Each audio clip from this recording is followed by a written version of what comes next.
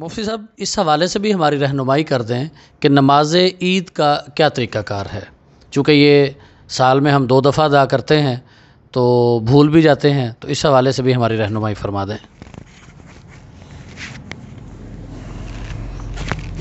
بسم اللہ الرحمن الرحیم۔ نماز عید 2 رکعت ہے اور یہ ہمارے ائمہ ثلاثہ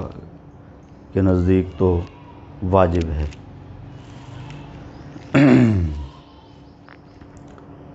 تو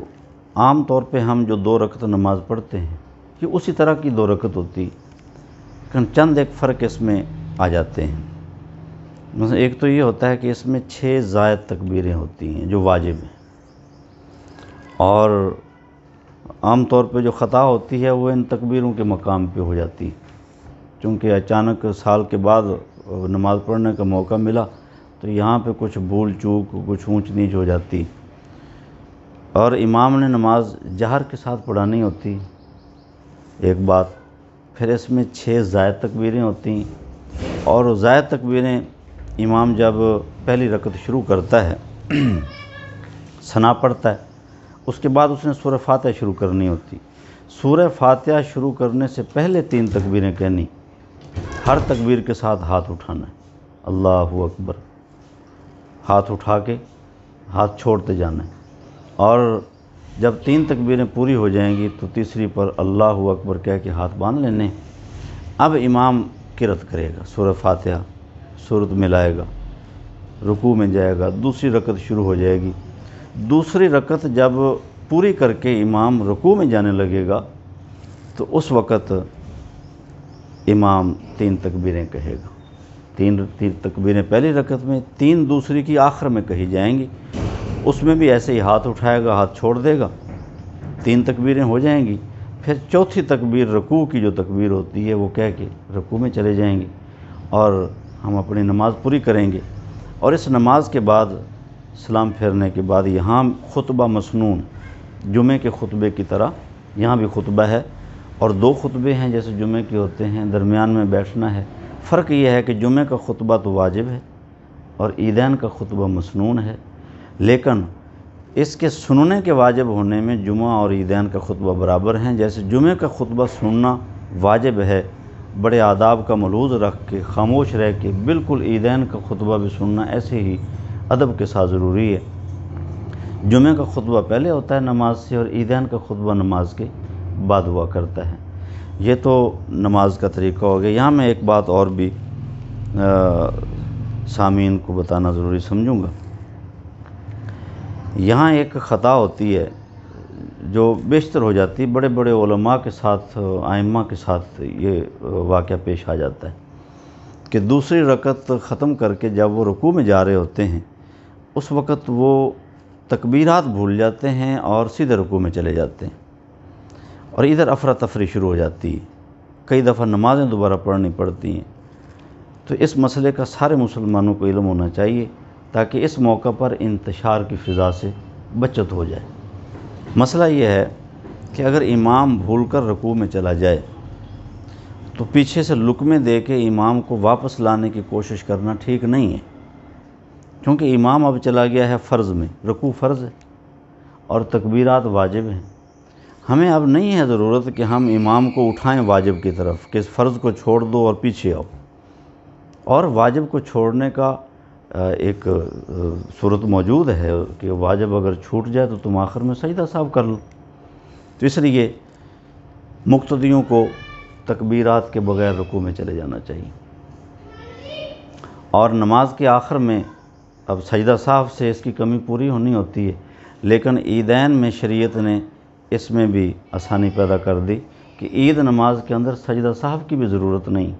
بغیر سجدہ صاحب کے جب سلام پھیر دیں گے تو وہ نماز ہو گئی، باقی تکبیرات جو رہ گئی ہیں، چھوٹ گئیں، اللہ تبارک و تعالیٰ اس کو معاف فرما دے گا، اس کی ضرورت نہیں ہے اب کوئی بھی اس کی تلافی کی۔ تو لوگ جب کوشش کرتے ہیں امام کو اٹھائیں، اب امام متذبذب ہوتا ہے کہ میں کیا کروں، کئی امام تو اٹھاتے ہیں واپس، چلیں جو اٹھ گئے ٹھیک ہے، نماز پھر بھی ہو جائے گی، کئی نہیں اٹھتے، جب وہ نہیں اٹھتے ہیں اوپر رکوع سے تو پیچھے مقتدی جو ہے وہ کئی نماز توڑ کے چلے جاتے ہیں، کئی پھر دوسری نماز کرواتے ہیں، یہاں پر کافی انتشار ہو جاتا ہے۔ تو اس مسئلے کو سارے مسلمانوں کو آگاہی ہونی چاہیے کہ واجب جو ہے اس کی چونکہ تلافی کی صورتیں ممکن ہیں، موجود ہیں، تو واجب چھوٹنے پر کبھی بھی اتنے پیچیدگی میں نہیں پڑنا چاہیے۔ بہت شکریہ جناب مفتی صاحب۔ مفتی صاحب یہ آخری سوال ہے آپ سے، اس حوالے سے بھی ہماری رہنمائی فرما دیں کہ عید کی نماز میں جو لوگ تاخیر سے آتے ہیں، دوسری رکعت میں آئے ہیں یا تاخیر سے آئے ہیں، تو وہ اس نماز کے اندر کس طرح شامل ہوں گے؟ بسم اللہ الرحمن الرحیم۔ یہ مسئلہ بھی بہت اہمیت کا حامل ہے کہ چونکہ بہت سارے لوگ مسبوق بنتے ہیں، پھر مسئلے کا علم نہ ہونے کی وجہ سے پریشان ہوتے ہیں۔ تو آپ نے ماشاءاللہ بر وقت جو اس کا انتخاب کیا ہے اس مجلس کا، میں آپ کو اس پر مبارک دیتا ہوں کہ اس کی ان دنوں میں ہی ضرورت تھی، تو کہ یہ چیزیں پہلے ہی بتائی جائیں تاکہ لوگ اس سے آگاہ رہیں۔ اب عیدین کا جو مسبوق ہے شامل ہونے والا، اس کی پھر کئی صورتیں ہوتی ہیں کہ وہ کہاں پہ آ کے ملا جماعت میں۔ اگر تو کوئی آدمی آ کے ملا ہے دوسری رکعت میں، پہلی رکعت تو ساری ہو چکی تھی، وہ دوسری رکعت میں کسی بھی جگہ پہ آ کے شامل ہو گیا، تو اس کو چاہیے کہ اپنی دوسری رکعت تو امام کے ساتھ پوری کرے، تکبیرات بھی اس کی ہو جائیں گی دوسری رکعت میں جو آیا ہے۔ اب اس نے کھڑے ہو کے اپنی پہلی رکعت پوری کرنی جو رہ گئی۔ یہاں پہ اس مسئلے کو ذرا غور سے دیکھ لینا چاہیے۔ یہ بندہ جب کھڑے ہو کے اپنی وہ پہلی رکعت چھوٹی ہوئی ادا کرے گا، یہاں اس نے جو تکبیرات کہنی ہیں وہ شروع میں نہیں کہنی، یہ تکبیرات آخر میں کہے گا، یعنی جب رکوع میں جانے لگے گا اس وقت تکبیرات کہے گا اور تکبیرات کہہ کے رکوع کر لے گا۔ ایسے ہی ایک آدمی پہلی رکعت میں آ کے مل جاتا ہے، اور ملتا اس وقت ہے جب امام تکبیرات زوائد کہہ چکا ہے، اس وقت ایک آدمی آ کے ملا، تو اس کے لیے حکم یہ ہے کہ وہ آتے ہی تکبیر تحریمہ کہنے کے بعد سب سے پہلا کام یہ کرے کہ وہ 3 تکبیریں کہے، اور اس میں ہاتھ اٹھانا ضروری نہیں، لفظ اللہ اکبر زبان سے کہنا یہ تکبیر واجب ہے، ہاتھ اٹھانا مسنون یا مستحب عمل کہہ سکتے ہیں۔ تو وہ ہاتھ باندھ کر اللہ اکبر اللہ اکبر اللہ اکبر 3 دفعہ تکبیر کہہ لے تاکہ اس کا واجب ادا ہو جائے۔ امام بھلے کہیں بھی تلاوت کر رہے، یہ اپنی تکبیرات کہہ لے، اس کی تکبیرات ہو گئی، اور یہ اپنی باقی نماز امام کے ساتھ پوری کر لے۔ اس کے ذمہ نہ کوئی سجدہ صاحب ہے، نہ اس کی کوئی تلافی کی کوئی ایسی صورت پیدا ہوئی ہے جس کا ضرورت ہو اس کو۔ ایسے ہی ایک آدمی آ کے ملتا ہے رکوع میں، یعنی امام رکوع میں جا چکا ہے، وہ پہلی رکعت ہے یا دوسری رکعت ہے، رکوع میں گیا اور یہ آ کے رکوع میں ملا، اب یہ کیا کرے؟ تو اس کے لیے حکم یہ ہے کہ اس کو اب اس وقت ایک فیصلہ کرنا ہے بڑی جلدی میں۔ یہ اندازہ لگائے کہ میں اگر 3 دفعہ تکبیر کہہ کے رکوع میں چلا جاؤں تو میں امام کے ساتھ مل جاؤں گا، تو یہ فوراً تکبیر تحریمہ کہہ کے یہ 3 دفعہ اپنی وہ واجب تکبیر کہے اور رکوع میں چلا جائے۔ اور اگر یہ دیکھتا ہے کہ اگر میں تکبیر کہوں گا تو امام رکوع سے اٹھ جائے گا، تو اس کو چاہیے یہ رکوع میں چلا جائے اور رکوع میں جا کر یہ 3 تکبیر کہہ لے۔ اگر اس کو تکبیر رکوع کی تسبیح چھوڑنی پڑتی ہے سبحان ربی العظیم، وہ چھوڑ دے، رکوع میں کھڑے کھڑے یہ اللہ اکبر اللہ اکبر اللہ اکبر 3 تکبیریں کہہ لے، اس کا وجوب ادا ہو گیا۔ تو باقی اگر یہ ہے کہ جی اب رکوع میں گیا ہے اور اس کو تکبیر کہنے کا موقع ہی نہیں ملا، امام اٹھ گیا، نہیں کہہ سکا، تو اس کو بھی چاہیے یہ بھی امام کے ساتھ اٹھ جائے۔ اب اس کی تکبیریں رہ گئیں، تکبیریں نہیں کہہ سکا یہ، تو تکبیریں نہ کہہ سکنے کی یہاں پر تلافی کوئی بھی نہیں ہے، یہ چیز معاف ہے،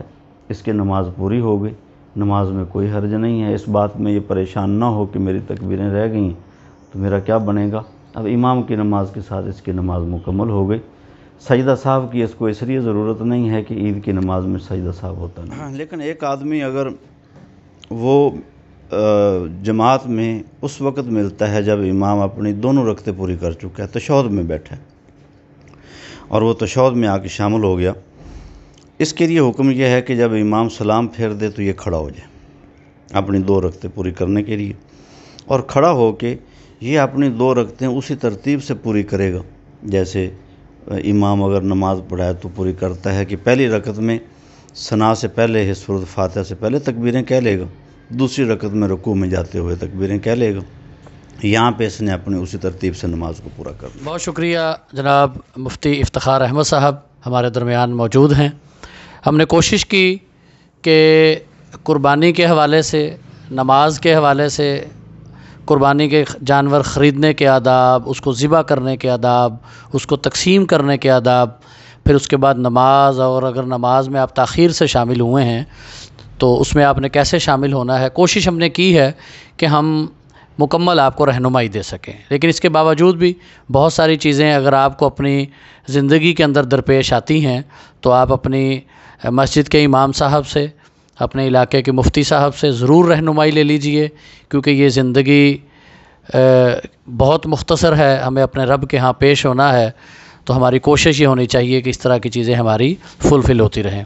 मुफ्ती इफ्तिखार साहब, मैं आपका बहुत ज़्यादा मशकूर हूँ, बहुत ज़्यादा ममनून हूँ कि आपने हमें टाइम दिया और अल्लाह रब्बुल इज़्ज़त हमें इस पर अमल करने की तौफ़ीक़ अता फ़रमाए। बहुत शुक्रिया, जज़ाकल्लाह।